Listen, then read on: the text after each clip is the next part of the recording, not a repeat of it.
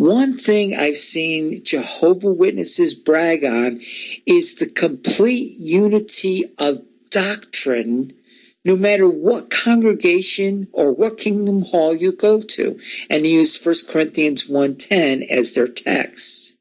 Of course, there are other sects that claim the same thing.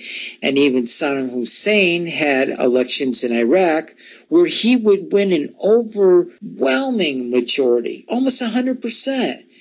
But is that proof that the whole nation of Iraq was in the same line of thought as their former dictator? I think not. Even most couples on their honeymoon, they're thinking their relationship will last the rest of their lives. Well, until they have to live with one another.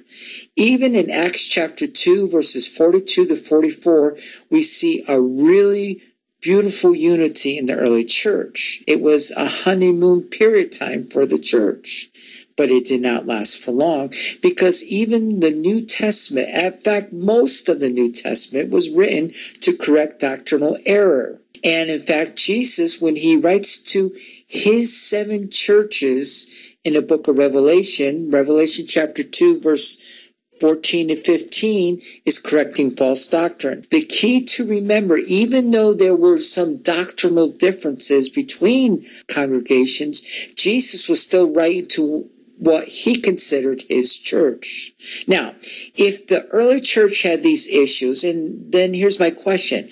How did the Watchtower manage to do what the apostles and even Jesus himself could not do?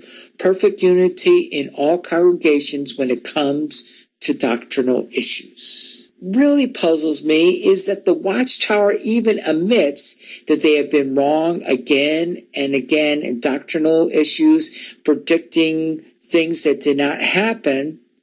And yet, when they get this so-called new light, people just seem to accept it. But I think if someone's been wrong over and over again, then at one point do they know they finally got it right.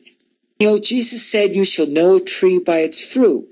The fruit of the Watchtower is a constant correcting of what they say and what they believe. And yet my question to you is this. Is that the fruit that you want to partake of?